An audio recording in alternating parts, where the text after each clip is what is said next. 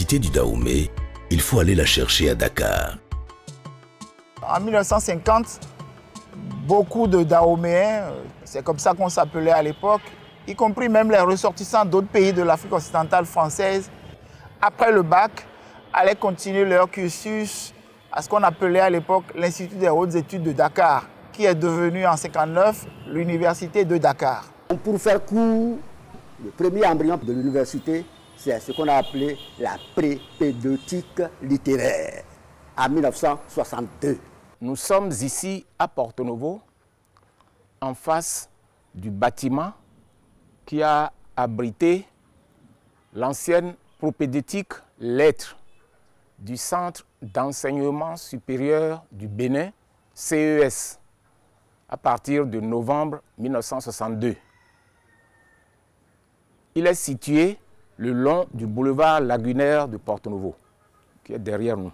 Par la suite, quand le Bénin et le Togo ont décidé de créer en 1965 l'Institut d'enseignement supérieur du Bénin, IESB, la section littéraire a été délocalisée à Lomé, au lycée de Tokoin, et la section scientifique au lycée Victor Ballot, devenu lycée Béanzin de Porto Novo.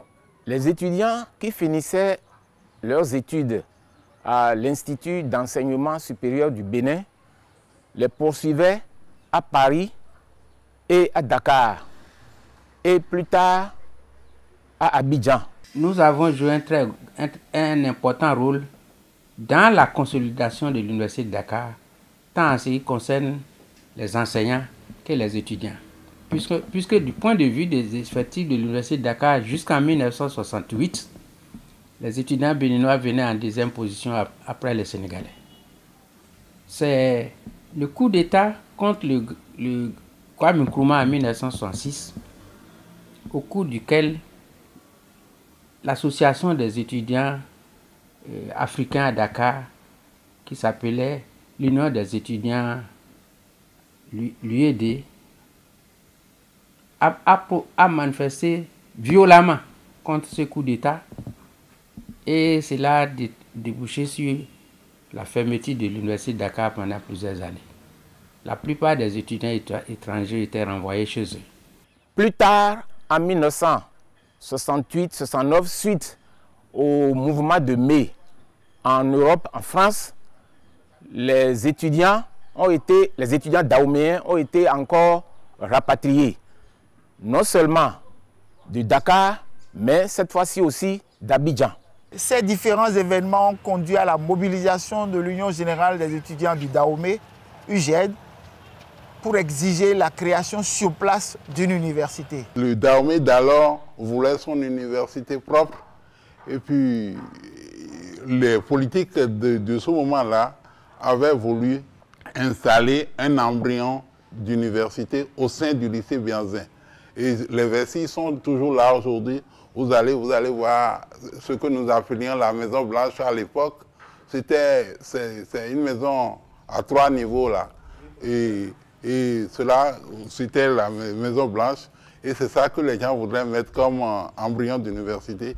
Et je me rappelle bien que sous la direction de l'UGED et des élèves du lycée Béanzin, il y avait une grève qui disait non à l'implantation de l'université au sein du lycée Béanzin. Il faut dire que ce truc a contrebalancé un autre plan de l'UNESCO ou des Américains qui voulaient nous construire une université dans les faubourgs de Wando à Porto Novo. Finalement, ce n'est pas Porto Novo parce que, pour des raisons politiques, pour ne pas installer l'université à Porto Novo, pour que Apiti s'en serve comme un objet politique, on a déplacé l'université de Porto Novo à Abomey-Cadavi. Et au départ, la population d'Abomey-Cadavi avait donné un site, tenez-vous bien, de 600 hectares.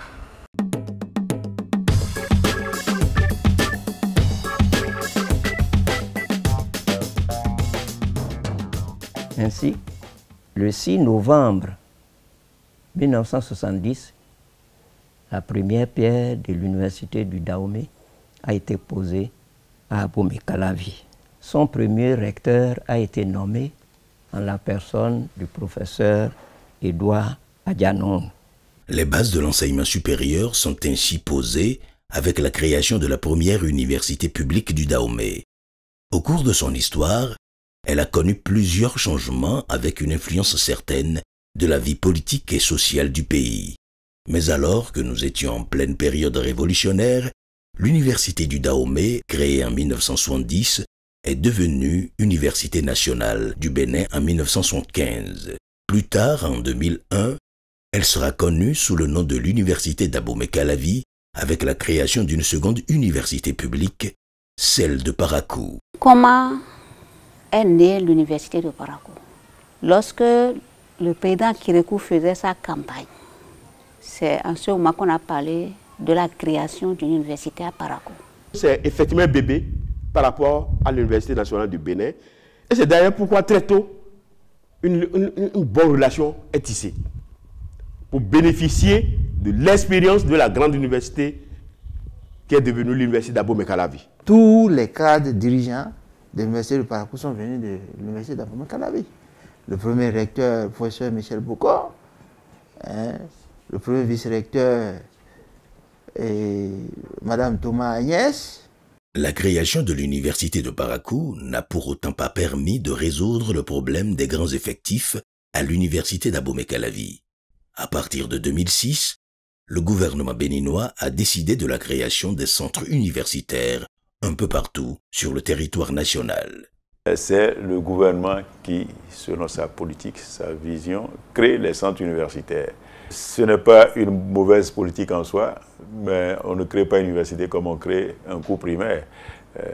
Pour créer une université, il faut s'assurer qu'on a les ressources humaines, qu'on a un minimum de réseau d'enseignants, même si on n'a pas tout sur place, qu'on a le budget pour inviter les pairs à venir assurer la formation et la compétence qui est désirée. Les gens de 2016 sont arrivés, ils ont fractionné les universités, ils en ont supprimé.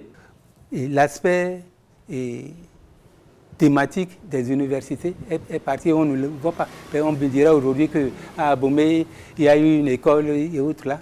Mais ce n'est pas ça, c'est pas ça. Si ça peut être le démarrage pour donner un cachet et permettre que les universités conduisent au développement industriel et économique du pays, tant mieux. Par ailleurs, à sa création, l'une des missions principales assignées à l'université du Dahomey, devenue aujourd'hui Université d'Abomey-Calavi, au-delà de former des cadres au profit de l'administration publique et privée, elle a été investie du rôle de participer au développement économique du Bénin, toute chose qui passe par la recherche scientifique. De 1970 à 2020, l'Université d'Abomey-Calavi, à travers le développement de ses enseignants-chercheurs, a accumulé un grand nombre d'inventions, d'innovations et de découvertes.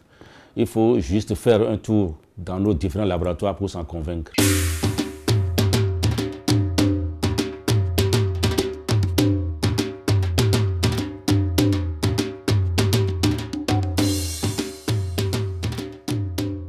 Je suis le directeur du laboratoire de microbiologie et de technologies alimentaires. Nous faisons le contrôle de la qualité des aliments.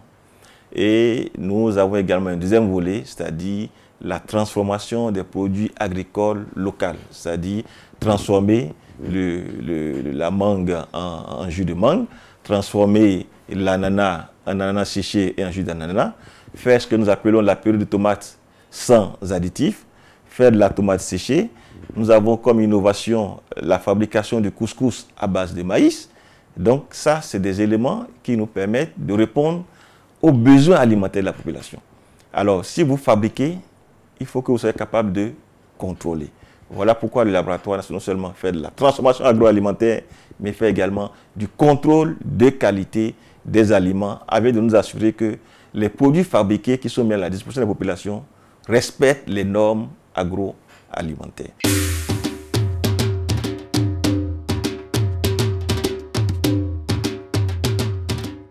Le laboratoire des sciences des aliments est spécialisé dans la valorisation des produits alimentaires locaux. Dans une première étape, nous avons développé par exemple le produit que vous connaissez désormais, Akloui. Vous savez que c'est un produit qui est difficile à préparer mais qui est vendu en milieu urbain comme en milieu rural. Nous avons développé un type de cube qui est un cube qu'on peut utiliser, un cube à base de magie, donc à base de poisson, pour permettre à la plus grande partie de la population qui ne sait pas faire du langouin, de pouvoir avoir du langouin disponible de très bonne qualité, du langouin sain. Un autre produit que vous pouvez avoir, par exemple, ici c'est le goé. Ce produit-là, nous l'avons mis sous la forme d'une farine séchée qu'on peut reconstituer très facilement en moins de 5 minutes. En dehors de ces produits de convenance, à partir des produits végétaux du territoire national, nous avons développé des emballages plastiques qui sont complètement biodégradables. Ici, c'est du papier qui est fait à partir du chien-dent.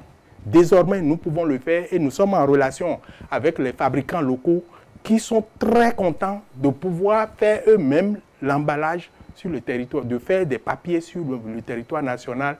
Et nous avons déjà eu un brevet sur Aklui, nous avons un deuxième brevet sur le langouin, un troisième brevet sur le goé. Vous êtes ici au laboratoire d'hydrobiologie et d'aquaculture au niveau de la station de ce laboratoire-là, qui s'occupe de l'aspect hydrobiologique, c'est-à-dire que l'étude en milieu naturel sur les espèces aquatiques, et du deuxième aspect qui s'occupe de l'acclimatation des espèces en conditions contrôlées, où nous faisons de la recherche dans les deux, pour permettre une bonne production à des techniques qui permettent de produire suffisamment pour les producteurs. Nous sommes ici au laboratoire de biologie et physiologie cellulaire immunologie. La thématique du laboratoire est axée sur l'immunologie des maladies métaboliques et infectieuses. Et dans ce cadre, nous essayons d'élucider les interactions entre certains nutriments de chez nous, les huiles de poisson et les antioxydants et certaines plantes médicinales de chez nous sur le fonctionnement du système immunitaire dans le cadre de certaines pathologies telles que le diabète de type 1, le diabète de type 2, le diabète gestationnel et le cancer et l'obésité aussi. Et sur le plan de l'immunologie, de la virologie, des maladies infectieuses en général, nous avons des compétences dans le diagnostic du VIH-Sida, par exemple, et dans l'étude de la résistance du VIH aux antirétroviraux et aussi dans le diagnostic moléculaire par PCR de Covid-19.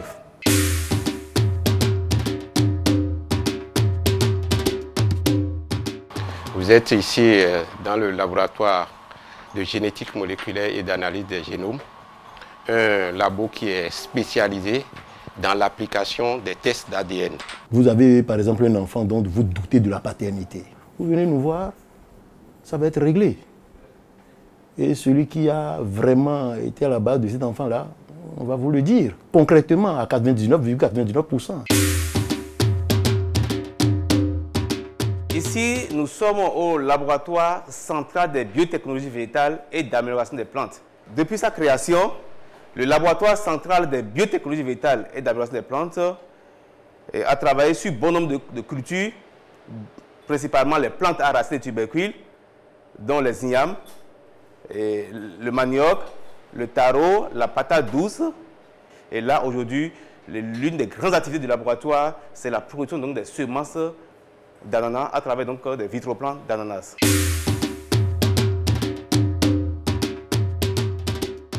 Nous sommes ici au laboratoire des ressources génétiques et d'amélioration moléculaire des espèces. Les cultures les plus importantes sur lesquelles nous avons travaillé, ça concerne premièrement le pois d'Angole, qui est une légumineuse utilisée dans les familles traditionnelles au Bénin. Nous avons aussi travaillé sur des cultures de rente, comme le riz, en ce qui concerne deux aspects essentiels, la tolérance à la sécheresse et la qualité du riz.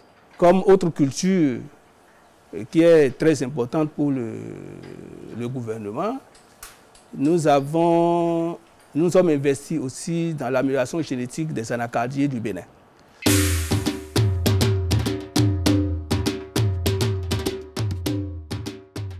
Ici, c'est l'unité de recherche sur les maladies transmissibles de l'école polytechnique d'Abomey-Calavi. Dans le cadre de nos activités de recherche, nous avons mis au point un produit pour lutter contre les tiques du bétail. Donc ce produit, c'est un prototype que nous avons pour le moment, que nous avons dénommé Kotileki. Donc nous allons par la suite développer pour permettre aux éleveurs d'avoir un produit efficace pour combattre les tiques du bétail.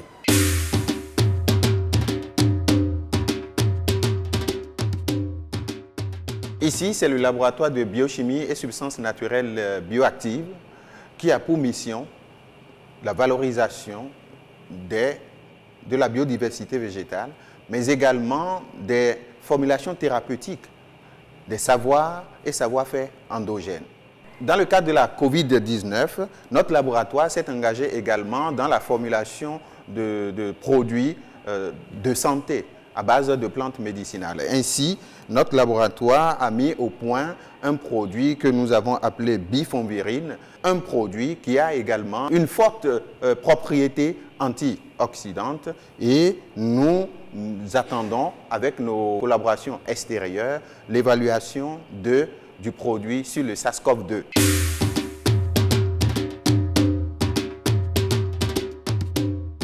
Nous sommes à l'unité de recherche en microbiologie appliquée et pharmacologie des substances naturelles, URMAFA, de l'école polytechnique d'Abomey-Calavi. Nous essayons de mettre au point des produits directement consommables par la population.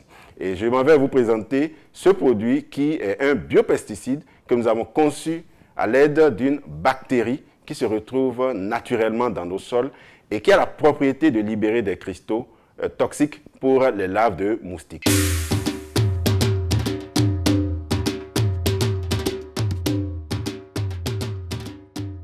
Nous sommes ici au niveau de la section pharmacologie de l'URMAFA. Nous travaillons ici pour la valorisation des plantes médicinales, notamment leur transformation en des phytomédicaments améliorés. Nous partons donc des plantes médicinales. Nous faisons des extraits et ces extraits-là subissent des tests. Nous avons pu ainsi mettre au point 3 médicaments traditionnels améliorés. 2 à usage humain, notamment Salm MTA sous forme de thé. Donc c'est sous forme de thé.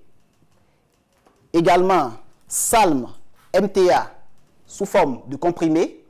Et ces 2 phytomédicaments sont utilisés pour le traitement des affections gastro-intestinales au niveau des hommes.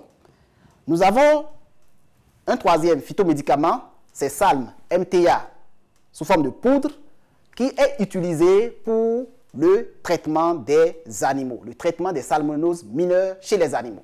En dehors de la recherche, l'URMAFA intervient également au niveau de la formation à travers la mise en place d'un MOOC que nous avons appelé MOOC Microbe et qui, par ces temps de Covid-19, permet véritablement aux étudiants d'avoir accès à des notions théoriques, mais surtout pratiques. Et nous avons tenu à faire ce MOOC-là pour désengorger un peu le contact massif des étudiants avec les enseignants. Et l'application existe sous Android et également sur la plateforme e-learning de l'université d'Abomey-Calavi. Nous sommes au laboratoire de physique du rayonnement du département de physique. Parmi nos réalisations, nous avons mis en place un système de gestion intelligente de l'énergie dans un bâtiment. Et ça se contrôle de loin avec votre ordinateur, avec votre portable, où vous pouvez de loin éteindre vos lumières, éteindre vos ventilos si en temps vous l'avez oublié que vous êtes très loin de votre bâtiment. Dans nos réalisations, un système de désinfection automatique où vous pouvez vous prendre votre température, mais également vous rentrez dans la cabine et vous pouvez vous désinfecter avec de l'eau électrisée. Nous avions, pendant Covid-19, réalisé beaucoup de matériel de lavage de mains automatique avec un système géré par l'énergie solaire. Nous produisons du biogaz à base de bouse de vache, à base de la jassette d'eau, à base de tout matériau organique. Nous avions fabriqué un système pour gérer un groupe électrogène avec du gaz directement. Et on a constaté que le gaz est vachement moins cher que l'utilisation du carburant normal. Nous avons également mis en place un four de production du bio-charbon. Le biocharbon, c'est le charbon à base de déchets et qui peuvent nous permettre de gagner en termes de gestion des ressources forestières.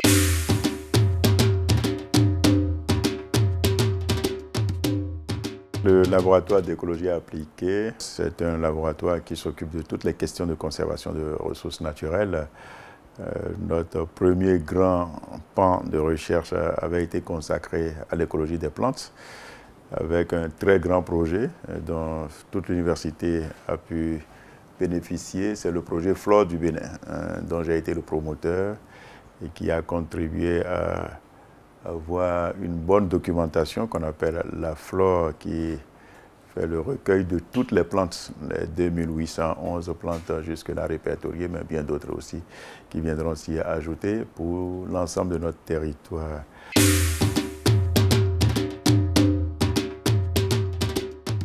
Nous sommes ici au laboratoire de biologie et de pharmacologie et microbiologie, créé en 2009.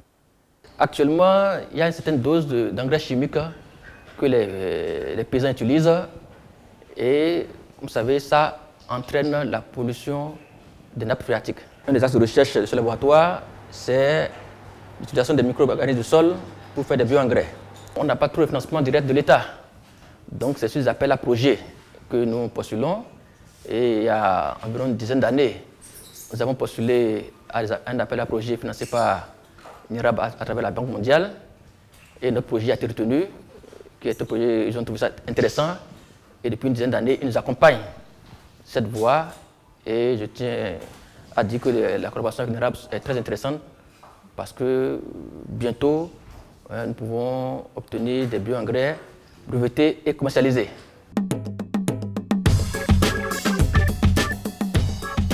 Au niveau des universités, nous devrions créer. Nous ne devrions pas reprendre la roue. Et pour éviter de recréer la roue, vous êtes obligé d'être informé de tout ce que les autres font pour savoir comment rendre vos recherches originales. D'où l'impérieuse nécessité d'aller en réseau, d'aller en coopération. Et ce n'est pas pour rien. L'ambition que nous avons eue en prenant la tête de cette université, c'est de faire en sorte qu'on développe davantage ce que les prédécesseurs ont eu à faire. La coopération a beaucoup joué. Mais le vrai problème, c'est celui de nos colonisateurs. C'est une épine que nous avons dans notre pied. Ils n'ont pas voulu, sinon les Canadiens étaient prêts à tout faire. Ils n'ont pas voulu et ils ne nous ont concédé que la partie CPU. Je ne peux pas dire que la France ait joué quelque rôle que ce soit. D'abord, l'université telle qu'elle est, si c'est la France qui l'a construite, qui en a émis l'idée, elle est très mal construite. Les Canadiens étaient arrivés avec cette vision que c'est l'éducation qui rend le monde meilleur. À terme, il fallait que nos centres, nos collèges polytechniques soient à même, que nos étudiants soient à même de construire des moteurs, de construire des véhicules. Donc, le Canada était très ambitieux pour l'Afrique. Malheureusement, le développement du Collège polytechnique universitaire, CPU, fleuron de la coopération canadienne, devenu École polytechnique d'Abomey-Calavi, EPAC, a très tôt souffert du départ des bailleurs de fonds. D'autres projets de coopération vont parallèlement voir le jour, notamment avec le Nigeria, à travers la faculté des sciences agronomiques de l'UAC et l'université d'Ibadan. Cette coopération interuniversitaire va même plus tard permettre au Bénin d'abriter une sous-station de l'Institut international d'agriculture tropicale, ITA. L'Institut international d'agriculture tropicale, ITA, comment c'est arrivé au Bénin? C'est le doyen Fakambi, qui était doyen de la faculté des sciences agronomiques, qui a négocié avec la faculté d'agronomie d'Ibadan, que les étudiants du second cycle de la FAS puissent aller terminer leurs études là-bas. Je n'ai pas seulement négocié la prise en charge de mes étudiants en agronomie par la Fondation Ford et Rockefeller, mais j'ai mis une conditionnalité qui a été acceptée. C'est-à-dire, après la formation, ils avaient directement tous une bourse de PhD pour aller aux États-Unis. Donc, c'est ceux-là qui ont formé la première troupe des enseignants du supérieur en agronomie. Ça, c'est un. Deux, j'ai établi une relation, disons, interuniversitaire avec les Pays-Bas, la Belgique et la France. La coopération française devait nous assurer des doctorats en alternance et les Pays-Bas nous ont aidés pour mettre en place le département de nutrition et le département d'économie. Et la coopération belge nous a aidés pour mettre le département de protection de l'environnement. L'université d'Abomey-Calavi a bénéficié d'importants appuis de la part de la Belgique. C'est dans ce cadre qu'il y a eu 10 licences que nous appelons prioritaires qui ont été créées et soutenues dans les facultés, dans 3 facultés particulièrement. Il y a également des masters qui ont été créés dans des domaines de pointe comme l'énergie renouvelable, et comme les normes et contrôles de qualité des produits agroalimentaires. Il y a tout un ensemble d'appuis tels que le soutien à la pédagogie, le soutien à la formulation des offres de formation, le soutien à l'informatisation, même des équipements, les équipements de laboratoire, et avec évidemment l'appui au niveau des bibliothécaires également. Nous avons également des établissements qui ont été créés. C'est le cas de l'Institut de formation et de recherche en informatique, qui a été le fruit de la coopération avec la Belgique. Dans le cadre du partenariat interuniversitaire avec la Belgique, nous avons bénéficié également du développement de la plateforme Okapi, qui permet d'une manière générale de gérer la scolarité des étudiants, en particulier les inscriptions en ligne. Les accords interuniversitaires, c'est au niveau de toutes les entités. Les États-Unis aussi ont financé. Il y a aussi la Libye. D'abord, il y a l'ILACI, l'Institut de langue arabe. C'est l'État libyen qui a construit.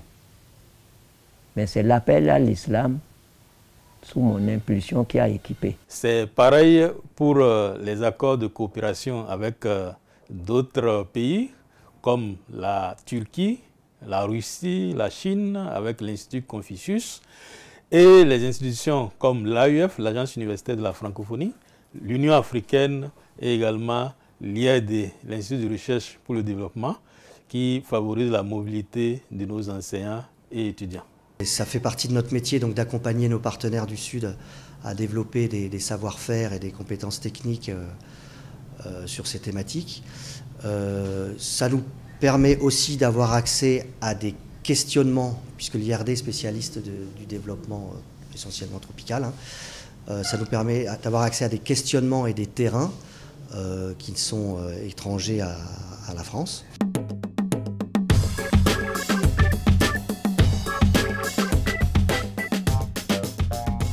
Il faut retenir que l'ensemble de ces accords de coopération a permis à l'université d'Abomey-Calavi d'accomplir en un demi-siècle sa mission d'enseignement et de recherche. Et de grandes personnalités sont sorties de cette université. L'université a fabriqué des diplômés, l'université fabrique des gens de haut niveau. Mais je dois avouer que ce qui nous manque souvent, c'est que nous ne faisons pas le suivi. Nous n'assurons pas les services après-vente.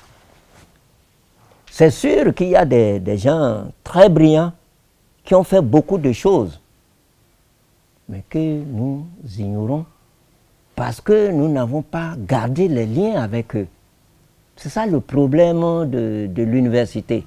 Cela n'entache pas la mission assignée à l'université dès le départ, celle de former des agents pour le fonctionnement de l'administration publique et privée. Je suis cardiologue, spécialiste en cardiologie pédiatrique interventionnelle. J'ai fait toute ma formation dans cette université. Je suis un pur produit de cette université. Je suis rentré dans l'université en 1993 pour mes études médicales de base à la faculté des sciences de la santé de Cotonou. J'y suis revenu plus tard pour faire mon cycle de spécialité en maladies du cœur et des vaisseaux. Et je ne suis sorti réellement en termes d'apprentissage que pour faire des stages de perfectionnement dans les autres pays.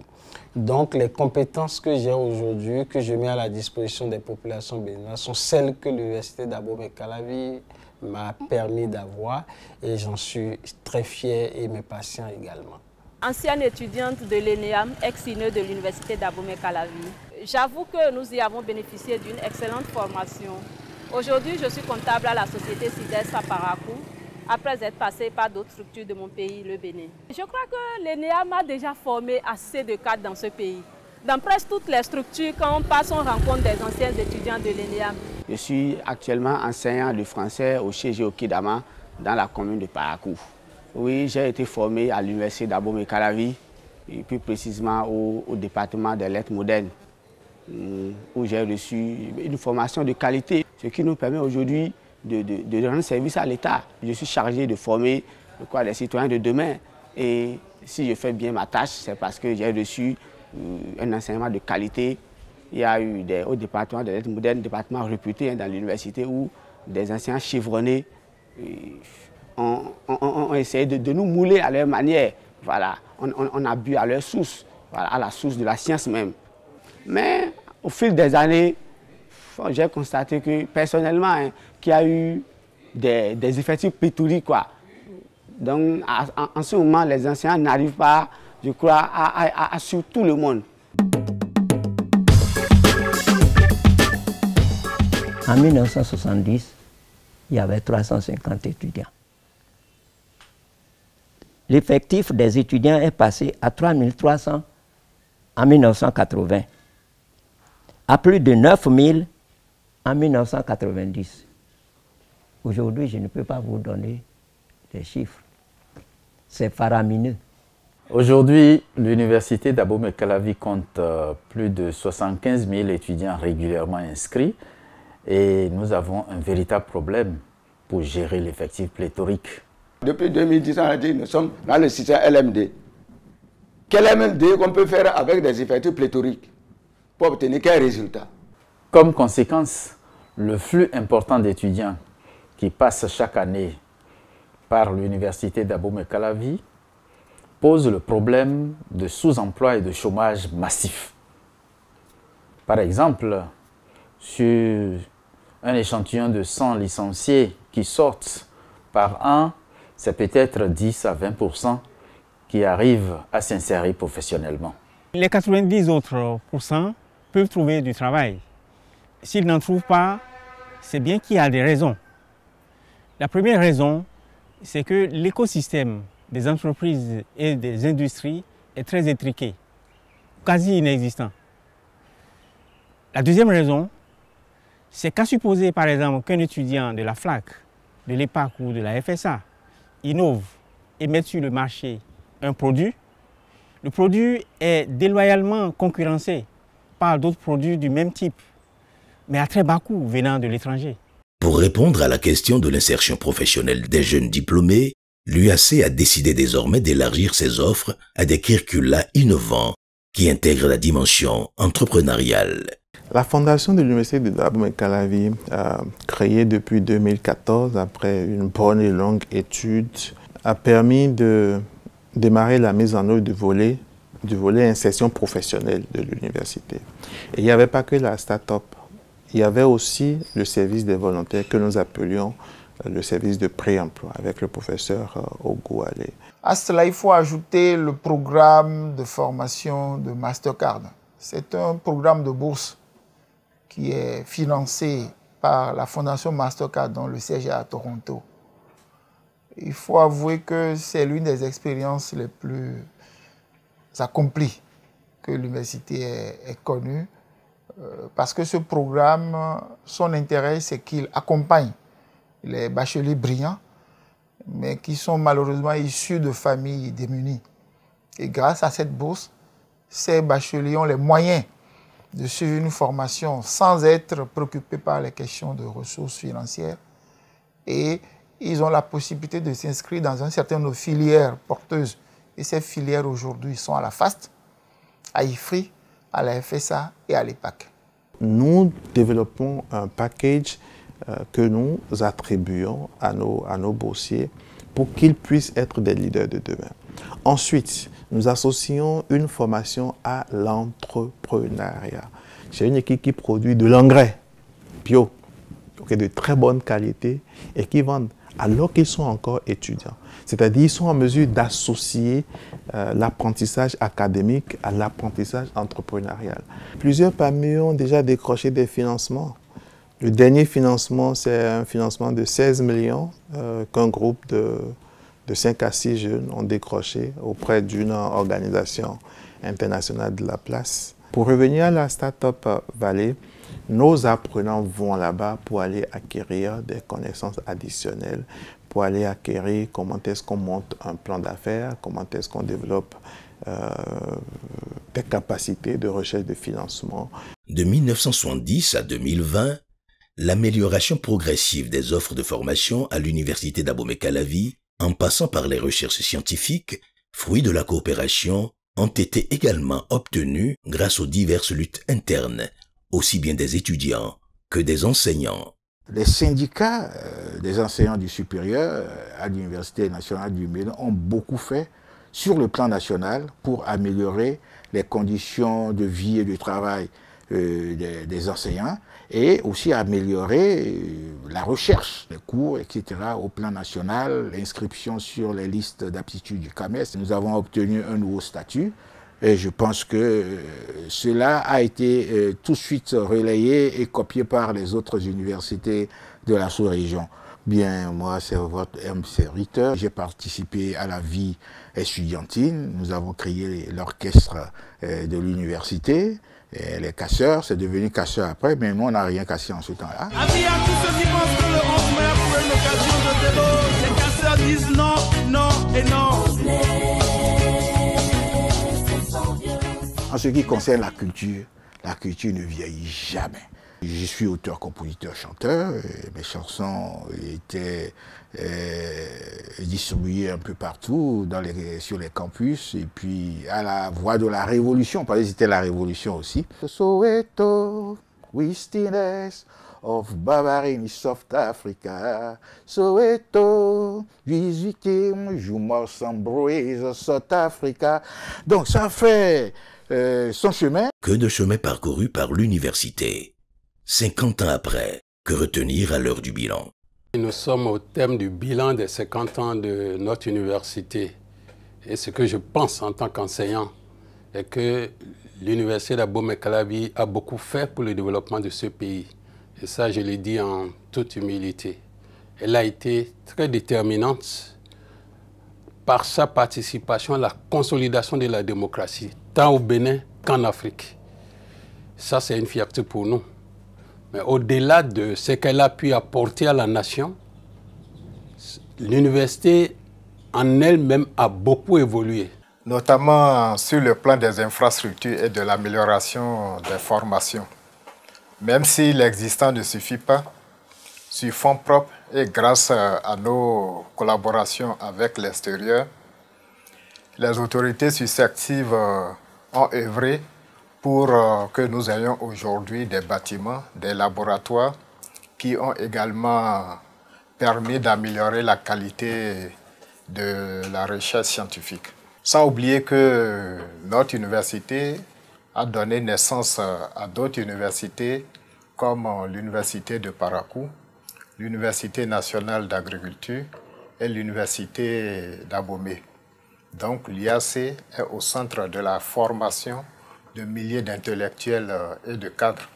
Il est vrai qu'aujourd'hui, en termes de formation, autrefois l'université avait formé de véritables cadres. Mais aujourd'hui, on peut déjà dire qu'il y a un recul parce que l'enseignement ou la formation qu'on donne aujourd'hui ne répond plus correctement aux réalités actuelles. Nous avions expérimenté la plateforme e-learning qui concerne les cours en ligne l'année dernière. L'idéal, c'est qu'on ait des cours en présentiel parce qu'en présentiel, l'étudiant comprend mieux que de se réfugier derrière un simple téléphone et suivre un enseignement. Aujourd'hui, après 50 ans, il faut préciser qu'à l'université, ce sont les organisations qui sont les porte-voix des étudiants. Inscription pédagogique, ayo! Et quand nous parlons d'université, il y a bien le personnel enseignant, les étudiants, mais aussi le personnel administratif sans lequel l'université ne peut réellement fonctionner. En ce qui concerne le personnel administratif de l'UAC, de 1970 à 2020, les différentes autorités à la tête de l'université d'Abomey-Calavi ont beaucoup contribué à l'amélioration des conditions de vie et de travail du personnel. Cependant, tant qu'il reste à faire, c'est comme si rien n'est fait. Et c'est pour ça d'ailleurs que nous souhaitons que ces conditions soient encore davantage améliorées, notamment les avantages liés à la fonction, la grille salariale et surtout la formation du personnel pour une bonne performance des agents. Comment conférer plus d'autonomie d'idées et d'action à l'université face au pouvoir politique afin de lui permettre de mobiliser les moyens nécessaires à son fonctionnement?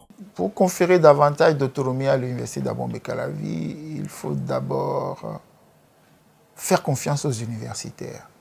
Et lui faire confiance, c'est déjà lui permettre d'élire ses responsables. C'est un pas important auquel on n'accorde pas l'importance requise. Ce n'est pas une élection comme les autres. Il faut avoir des projets. Il faut soumettre à la communauté tout ce qu'on nourrit comme ambition. Et les gens, en connaissance de cause, peuvent décider de vous faire confiance ou non. Mais dès qu'ils acceptent de vous accompagner, vous avez une obligation de résultat. Et je crois que ces interactions entre les responsables élus et leur base, je crois que c'est quelque chose de déterminant dans le sens de l'autonomisation de notre université pour davantage de progrès. Et cela induit aussi, cela implique aussi davantage de respect. Il faut respecter l'université. On n'est pas universitaire qui veut. L'université ne peut pas s'aplatir devant le pouvoir politique. Non, c'est nous qui formons ceux qui vous dirigent. Aucun de nous ne devenir quoi que ce soit sans un enseignant. Il doit au moins ce respect-là, que ce soit dans le primaire, que ce soit dans le secondaire, et à plus forte raison, dans le supérieur, puisque nous parlons du supérieur, chacun a le respect naturel qu'il faut observer à l'endroit des professeurs. L'université en tant que le sommet du savoir. L'université d'Abomey-Calavi, au lieu du savoir, a aujourd'hui 50 ans, âge de maturité générationnelle. L'ex-université du Dahomey a apporté sa pierre à la construction de l'édifice national. Mais beaucoup de défis restent encore à relever pour répondre aux normes d'une université du XXIe siècle. Lorsqu'on parle d'université du XXIe siècle, il faut également qu'on puisse dire à quoi cette université du XXIe siècle peut servir en matière d'enseignement, en matière de recherche-développement. Et dans ce cadre, il faut dire que nous avons une mine d'or jamais explorée, qu'est la mine des savoirs endogènes. Une université du XXIe siècle africaine se doit d'aller creuser dans ce savoir pour apporter du neuf. Nous pouvons, nous aussi, sous licence, commencer à fabriquer et commencer à fabriquer nos propres produits à partir des recherches de nos étudiants. Pour rendre cela possible, une université qui veut faire de la recherche et développement doit être autonome du point de vue de l'énergie, de l'équipement des laboratoires, du financement de la collecte de données sur le terrain. Si c'est un partenaire étranger qui finance ce que tu fais, les résultats, ça va partir, qui va les prendre? Ça va aller chez eux. Et c'est eux, ils viennent avec leurs problèmes que nous essayons de régler avec eux. Donc nous ne réglons pas les problèmes de nos pays.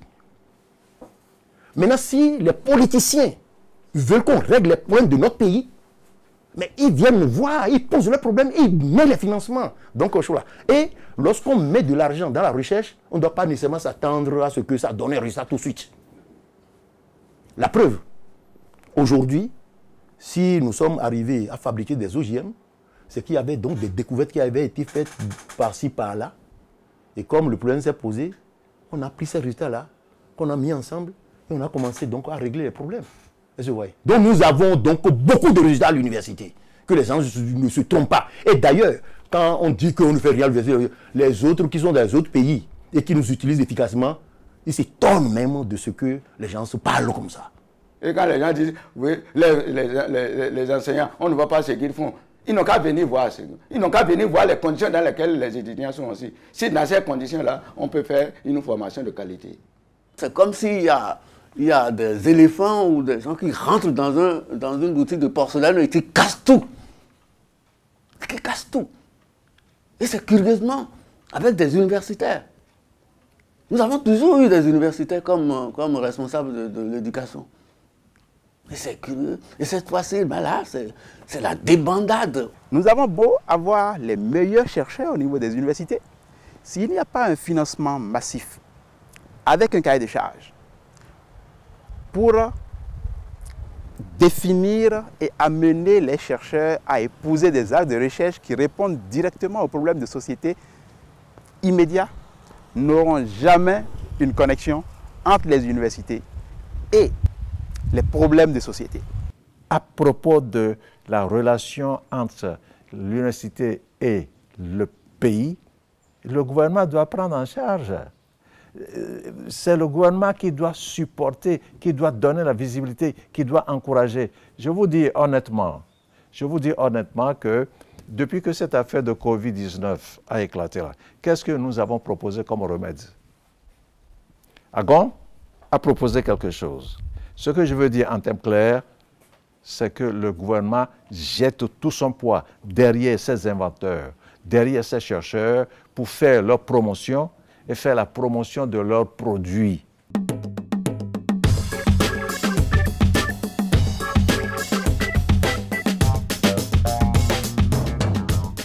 Il faut reconnaître que l'université, à son niveau, fournit un grand effort à travers la mise en place des fonds compétitifs qui apportent un souffle nouveau à la vie de nos laboratoires. Le programme de fonds compétitifs, c'est un programme qui est établi maintenant au niveau de toute l'université à travers des projets de recherche interfacultaires, interdisciplinaires. Et je pense que les décideurs devraient investir davantage dans la recherche parce que l'université d'Abomey-Calavi a les compétences nécessaires pour contribuer au rayonnement de cette nation. Un pays développé, université développée. Pays développé, ça veut dire simplement suffisamment d'entreprises, suffisamment de sites de stage pour nos apprenants. Si on ne va pas trimballer notre passé dans notre avenir, ça suppose aussi toute une restructuration de la société. Cette restructuration implique qu'on sépare désormais l'université de savoir de l'université technologique sur la base de deux critères depuis le primaire. D'un côté le savoir et de l'autre le savoir-faire. Les écoliers et élèves capables d'abstraction, c'est-à-dire de savoir, arriveront à l'université du savoir pour l'enseignement et la recherche fondamentale. Jusqu'à présent, les meilleurs de ce système ne vont pas à l'université du savoir, mais sont envoyés pour 3 ans dans les écoles. C'est un très gros gâchis. Les autres, c'est-à-dire les 3/4 de l'effectif total, par exemple, qui sont plus à l'aise dans la pratique, c'est-à-dire le savoir-faire, iront à l'apprentissage et à l'université technologique pour l'enseignement et la recherche appliquée et l'industrie, avec 3 niveaux de tri. Le premier tri a lieu à la fin du CM2, le deuxième tri a lieu à la fin de la 3e et le 3e tri a lieu à la fin de la terminale. C'est d'ailleurs ce qui a permis à l'Allemagne de se hisser au rang de puissance industrielle. Donc on doit nécessairement entrer en négociation avec l'État pour que l'État crée des institutions universitaires intermédiaires, qui sont les instituts techniques, pour que tout le monde ne soit pas obligé d'aller à l'université, qui est au sommet. au sommet de la connaissance. Parce que l'avenir n'est pas dans 100 000 effectifs d'étudiants pour un seul campus. L'avenir, c'est de bien centrer la formation universitaire sur des priorités nationales qui vont vers le sens du développement et lequel développement doit faire de ce pays un pays particulier par rapport à l'ensemble des 15 États de la CEDEAO.